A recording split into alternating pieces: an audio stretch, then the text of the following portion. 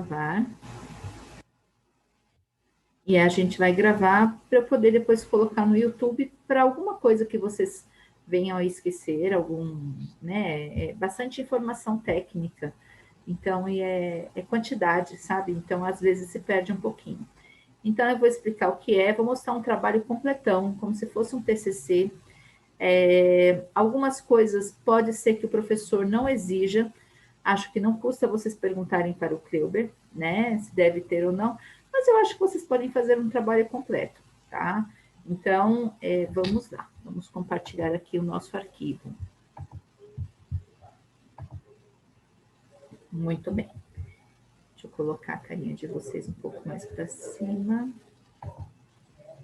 Fazer alguns ajustes para que eu consiga ver pelo menos alguns alunos, sem ter muita dificuldade. Isso. Bom, pessoal, esse trabalho ele vai começar pela capa. E aí, uma coisa que eu quero que vocês prestem bastante atenção é o seguinte, que eu já coloquei em algumas normas, em alguns tamanhos que já são especificados pela BNT, tá? Então, assim, eu vou explicar primeiro o trabalho geral, depois eu vou explicar como montar algumas coisas caso vocês não tenham, por exemplo, esse modelo, tá bom? Então, primeiro, o que é cada parte, tá? Passou cada parte, a gente vai pegar uma folha de Word em branco e aí a gente vai mesmo criar as margens, tamanho de fonte, esse tipo de coisa, tá? Para não criar muita confusão, tá bom? Então, a primeira parte que nós temos aqui é a capa, tá? E aí vocês vão perceber que aqui eu já tenho, ó, vou clicar aqui nessa palavra nome, e aqui eu tenho um tamanho de fonte, Arial 12.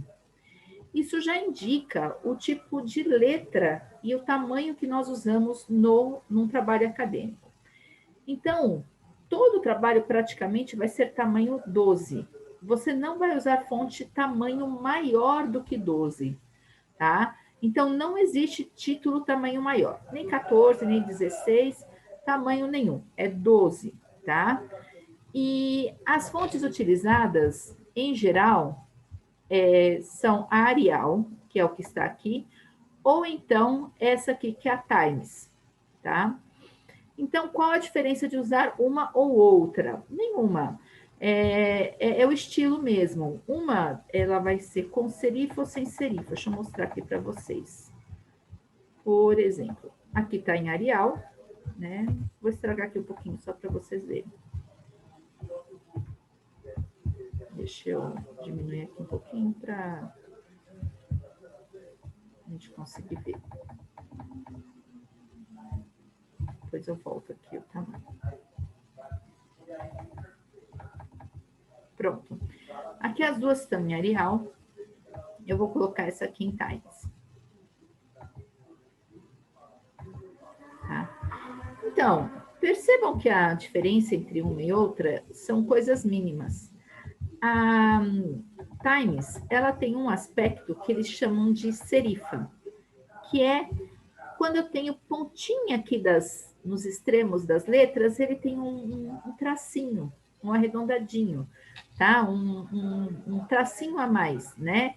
Então, ele tem sempre como se fosse uma voltinha. Isso aí eles chamam de serifa.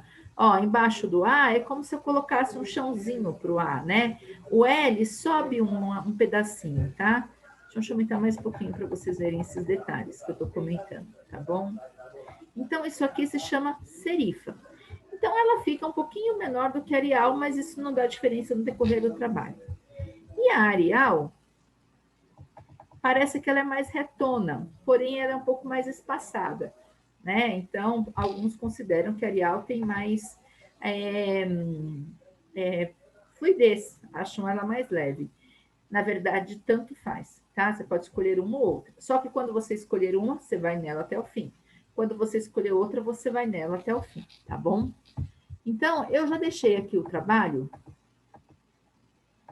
Acho que já ficou tamanho, só tá. Eu já deixei aqui o trabalho com as fontes que vocês vão usar para poder facilitar.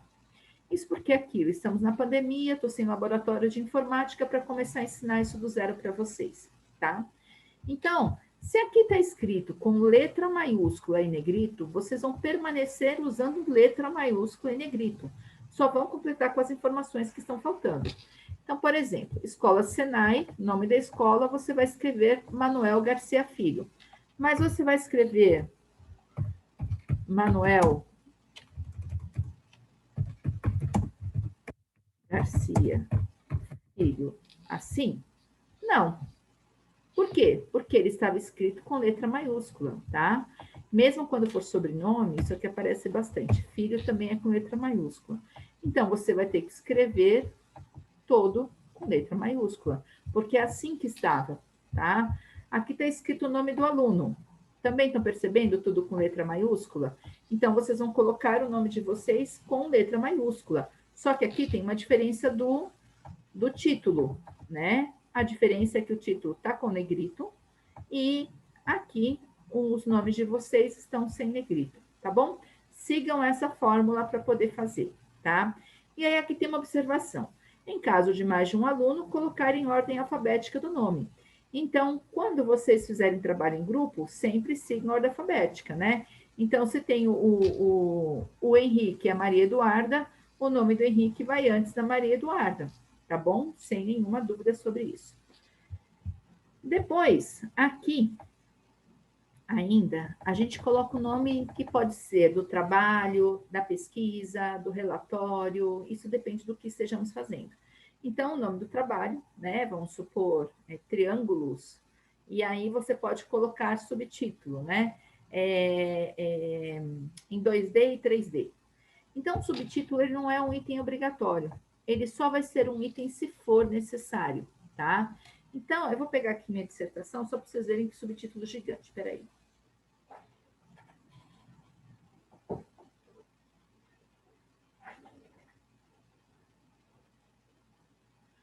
Vou tentar mostrar, mas depois eu jogo, mostro ela para vocês no Google, tá? Meu nome, tá? Então, o ensino-aprendizagem, não consigo ler torto aqui, do português escrito para surdos em pesquisas. Essa é a parte do título. O subtítulo, que é esse que está aqui embaixo, é Análise de Resumos Acadêmicos de 87 a 2010, tá? Então, esse foi o nome da pesquisa e esse é o subtítulo da pesquisa.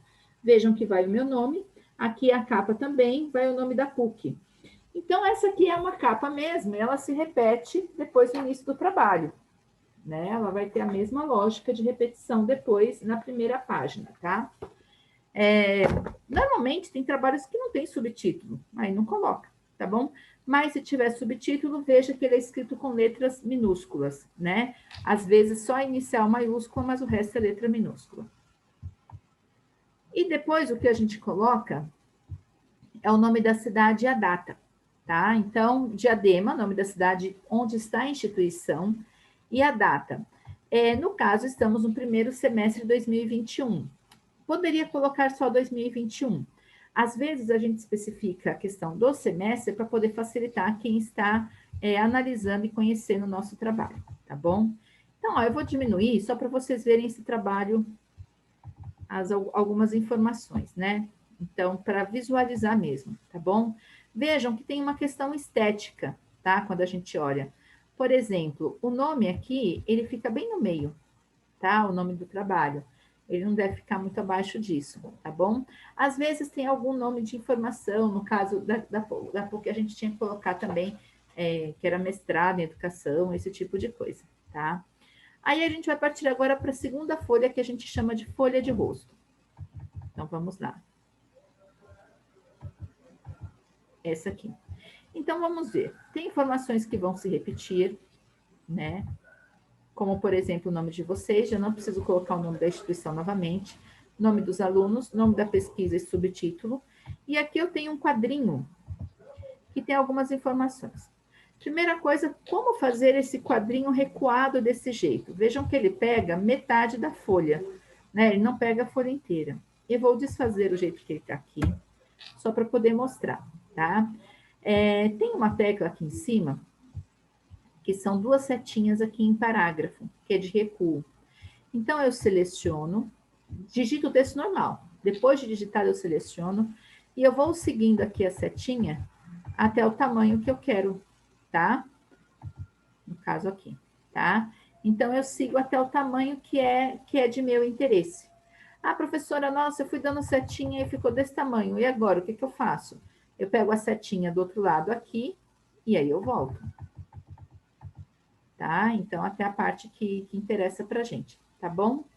Peraí que eu acho que tem uma mais. Isso, 7,5 que a gente deixa, tá? E aí, isso aqui é um item que chama, aqui na folha de rosto, que é obrigatório. Aqui está escrito pesquisa, mas poderia ser relatório, trabalho, dissertação, depende daquilo que o professor solicitou. Então, vamos supor que o Cleuber pediu um relatório. Aí vai ficar relatório apresentado como um dos requisitos da disciplina, vai colocar o nome da matéria que ele dá aula, tá? Se fosse a minha, comunicação oral escrita. A do Cleuber, o nome da matéria dele. Do curso de aprendizagem, vai terminar com o nome do curso de aprendizagem de vocês, né? Mecânico de manutenção. Da escola Senai, Manuel Garcia Filho. Aqui, orientada, porque foi pesquisa apresentada e orientada. Se fosse relatório, seria relatório apresentado e orientado, tá? Pelo professor, e aí você vai colocar o nome do professor, tá bom? Isso aqui é bem importante, tá? Então, aí você vai colocar o nome da cidade e vai repetir a data. Oi, pode falar. Mas aí, no caso, coloca o nome de vocês dois? Não, pode pôr só o nome do Cleuber. Eu vou avaliar a forma, tá? Então, podem colocar no nome dele mesmo. O que eu vou olhar é se vocês conseguiram preencher, se tá certinho fonte, essas coisas assim, tá bom?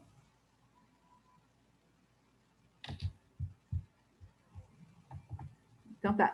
Gente, dúvidas podem fazer assim, pode ir interrompendo, tá bom? Porque às vezes a gente pensa que tá tudo claro e não tá. Bom, terceira página aqui, tem um item, vejam que ele tá bem no final da página. Deixa eu... Ó, estão vendo? Um item que a gente fica bonitinho assim, é um item opcional. Só que eu vou pedir que vocês façam ele obrigatório, tá? Por quê? Porque eu estou ensinando a fazer o trabalho. Então, vocês façam ele completo, e aí vocês, depois, talvez em outras ocasiões, vocês têm a liberdade de não fazer as coisas opcionais, né? Por exemplo. Esse item chama dedicatória. E aí você vai dedicar a alguém. A dedicatória não é igual ao próximo item que a gente chama de agradecimentos. Dedicatória é um oferecimento para alguém. Então, quando eu dedico, eu estou oferecendo para alguém como quem dá um presente, como quem mostra o reconhecimento pela gratidão que você tem por aquela pessoa. Essa pessoa, ela pode não ter nada a ver com o seu trabalho e nem te ajudado a fazer, mas ela foi, de repente, importante na sua vida e ela te motivou nesse momento, tá? Vou colocar como exemplo a dedicatória do meu mestrado mesmo. Vocês vão ver que fofo. Ó, eu coloquei bem assim. Dedico esse trabalho aos meus queridos alunos e ex-alunos, surdos ou ouvintes. Como disse João Guimarães Rosa, mestre não é quem sempre ensina, mas quem de repente aprende. Obrigada pelos ensinamentos cotidianos dados por vocês. Bom, claro que tem muita gente importante na minha vida, mas se eu cheguei a fazer um mestrado falando de educação, é porque tem muita relação com os alunos. Então, eu achei que se eu tinha que dedicar a alguém, esse alguém seriam meus alunos, tá? Então, essa é a dedicatória. As pessoas, às vezes, dedicam os pais, dedicam a algum amigo, algum professor, né? Então, pensem e façam uma dedicatória para alguém que vocês acham relevante, tá? Não precisam colocar a palavra opcional, você vai tirar essa palavra quando você for colocar a dedicatória, só vai colocar quem é. E essa expressão in memoriam significa de alguém falecido. Então, alguém que foi importante na tua vida, que você tem um sentimento muito forte, mas que já morreu, tá? Então, a gente coloca em memória, que significa na memória, porque a pessoa não está mais conosco no plano aqui terreno, né? Mas ela continua na nossa memória, tendo o amor que a gente vem a ter, tá bom? Então, você só vai usar se for alguém que morreu, tá? Não põe aí, né? Dedica esse trabalho à professora Giane, em memória. Não, eu estou viva, né? Não me mate antes da hora, tá bom? Então, em memória só quando tiver uma situação de alguém que faleceu, tá? Então, essas coisas que eu coloquei aqui em vermelho são opcionais, mas aqui vai ser obrigatório, hein? Não se esqueçam disso. Eu vou mostrar depois para vocês uma lista para a gente corrigir. De novo, aqui um opcional, mas esse opcional, eu vou deixar claro que ele é praticamente obrigatório. Isso por quê? Porque agradecimento é uma coisa importante. Veja, dedicatória é uma oferta, é uma homenagem. Agradecimento não, é o reconhecimento pela ajuda de pessoas que contribuíram no seu processo de estudo, tá? Então, agradecimento é focado ao seu aprendizado mesmo, tá? Então, ele não é pensado em outras pessoas, tá? É gente que de uma forma ou de outra contribuiu. E eu deixo aqui sempre, né, nos agradecimentos, alguns aspectos de gente que a gente não pode esquecer. Bom, tem um pequeno texto falando que não foi fácil, né, conseguir fazer o trabalho, mas que chegamos até aqui. Tem que agradecer aos professores, não só do Senai. Em qualquer instituição que você trabalhe, você tem que agradecer aos professores.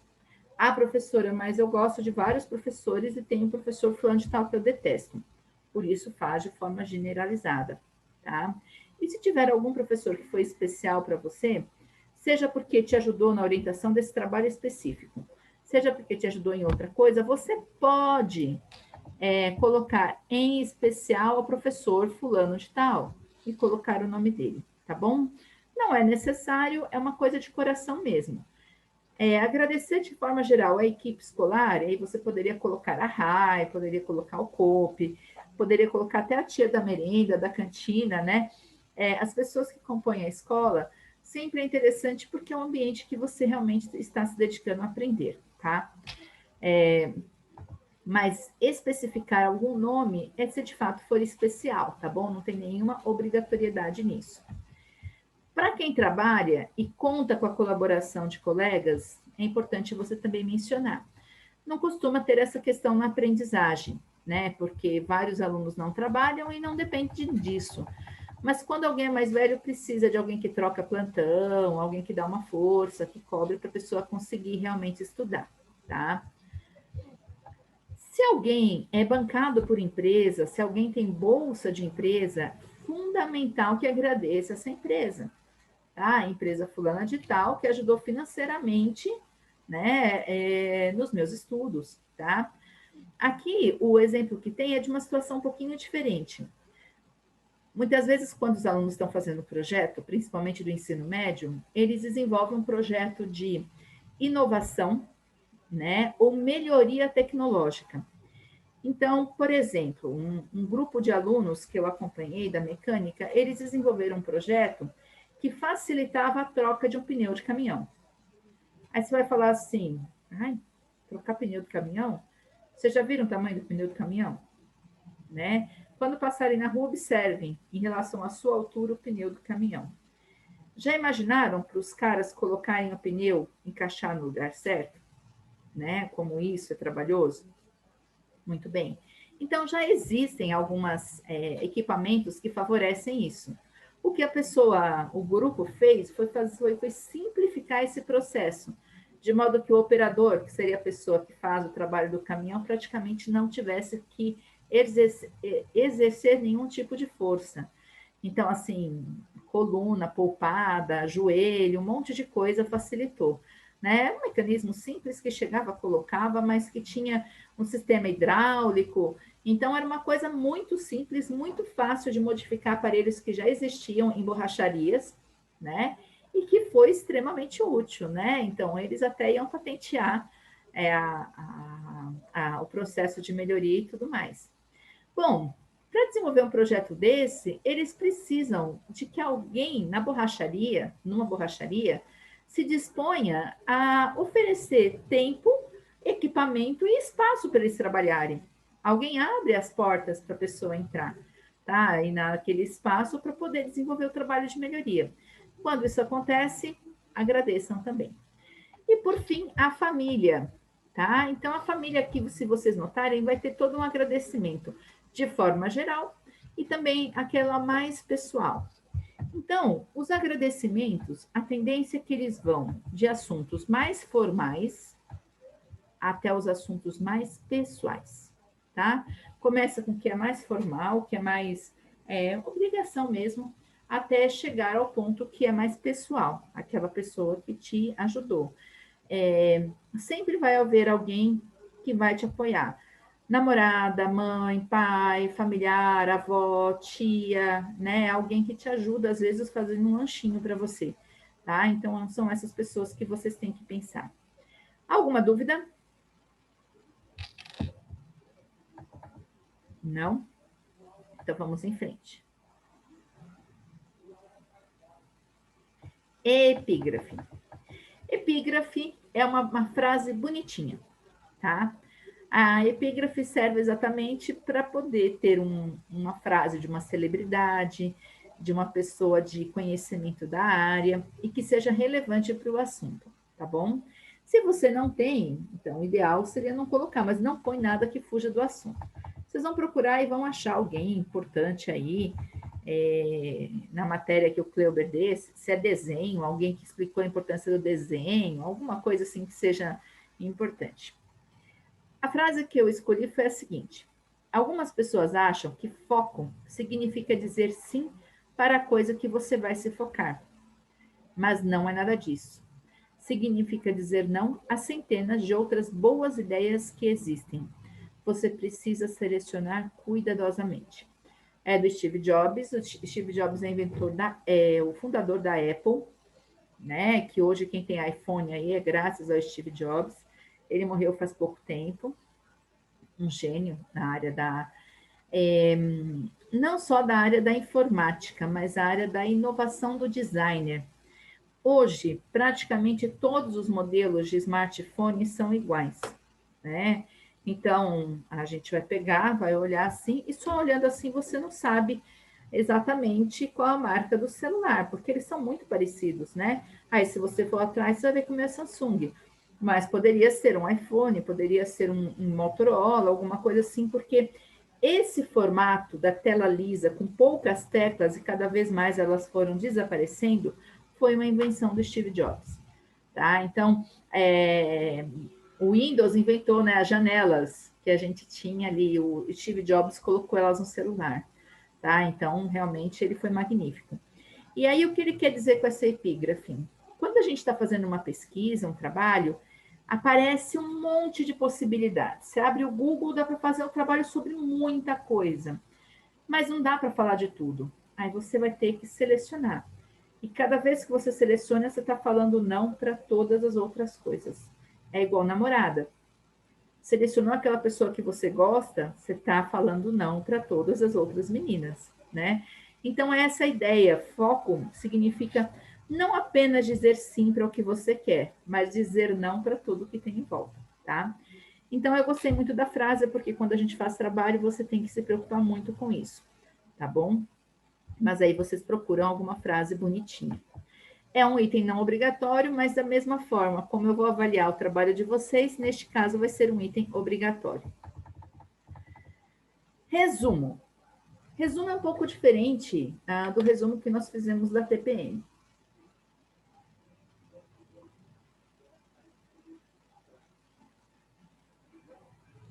No trabalho acadêmico, gente, o resumo ele tem algumas formatações diferentes, tá? Vou mostrar aqui mais ou menos. Se isso aqui fosse parte normal do trabalho, a gente usaria um espaço de 1,5 e nós usaríamos separação de parágrafo. Então, provavelmente eu começaria com uma parte aqui, uma divisão aqui, né? Uma outra aqui, e estaria escrevendo meu trabalho assim. O resumo quando a gente fala do trabalho acadêmico, ele tem uma série de orientações. A norma, inclusive, foi atualizada, mas eu não vi nada que vai modificar muito aquilo que nós estamos vendo. É muito assim, em vez da palavra deve, pode. Então, ao invés de deve ser elaborado, pode ser elaborado. Ele ficou menos incisivo e um pouco mais aberto, mas é praticamente igual, tá? Então, esse aqui ainda está com a norma antiga, porque mudou faz esses dias, tá? E aí eu não consegui ainda parar para olhar e atualizar o material todo. O que eu fiz aqui foi um resumo. No resumo, eu fiz o resumo da norma que fala sobre resumo, tá bom? Mas a nossa ligação vai cair em